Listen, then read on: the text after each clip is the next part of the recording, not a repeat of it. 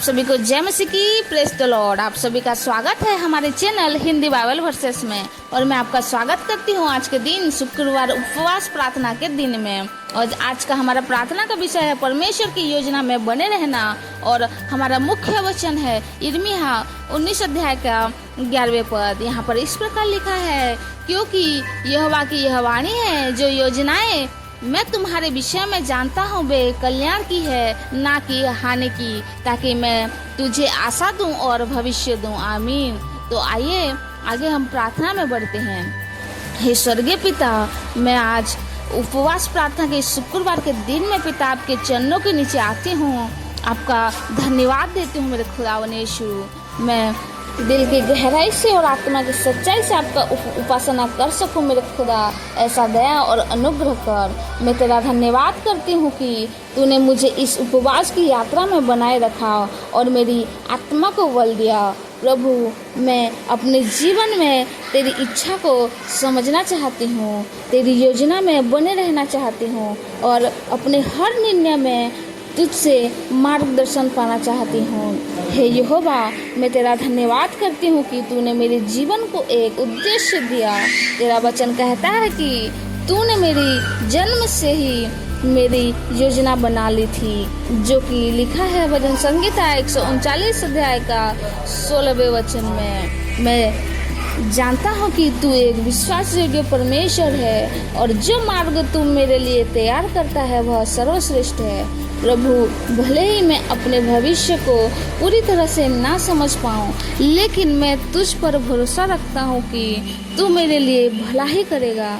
हे पिता, कई बार मैं अपनी ही बुद्धि और अपनी समझ पर भरोसा रखती हूँ और अपनी इच्छाओं के अनुसार निर्णय लेती हूँ, लेकिन आज मैं अपने विचारों को, अपने निर्णय को और अपनी योजनाओं को तेरे हाथों में सौंपती हूँ। प्रभु, मुझे अपनी योजना को पहचानने की बुद्धि दे, ताकि मैं अपने जीवन के हर क्षेत्र में तेरी इच्छा को पूरी कर सकूं। मेरी आंखें खोल कि मैं तेरी योजना को देख सकूं और उस पर चल सकूं। हे प्रभु, जब मैं अपने जीवन में कठिन परिस्थितियों से गुजरती हूँ, तब मुझे धैर्य रखने और तुझ पर भरोसा रखने की शक्ति दे।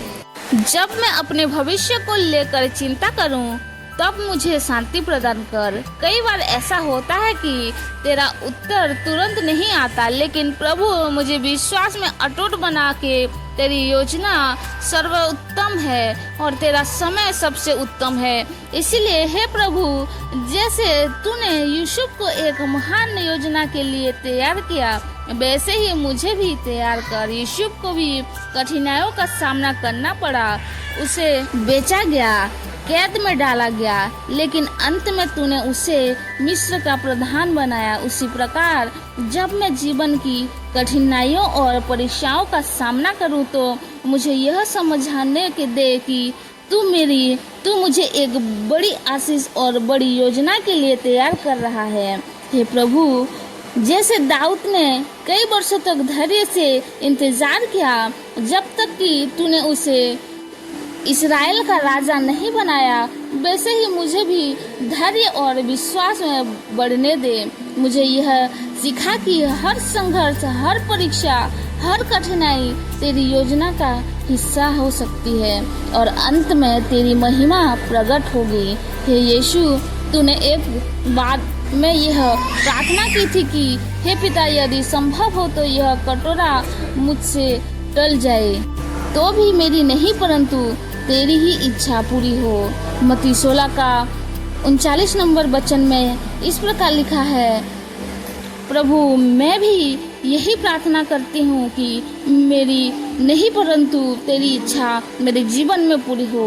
कई बार मेरी इच्छाएं, मेरी योजनाएं तेरी योजनाओं से मेल नहीं खाती, लेकिन मुझे आत्मसमर्पण करने की शक्ति दे। मुझे ऐसा हृदय दे जो पूरी तरह से आज्ञा के अधीन हो। पवित्र आत्मा के अगुवाई के लिए प्रार्थना है। पवित्र आत्मा, मैं तुझसे निवेदन करता हूँ कि तू मेरी अगुवाई कर, मुझे सिखा और मेरी आत्मा को संवेदनशील बना, ताकि मैं तेरी आवाज को पहचान सकूं। जब मैं किसी गलत दिशा में जाने लगे, तब मुझे रोक और जब मैं तेरी योजना के अनुसार आगे बढ़ूं तब मेरी संग रह।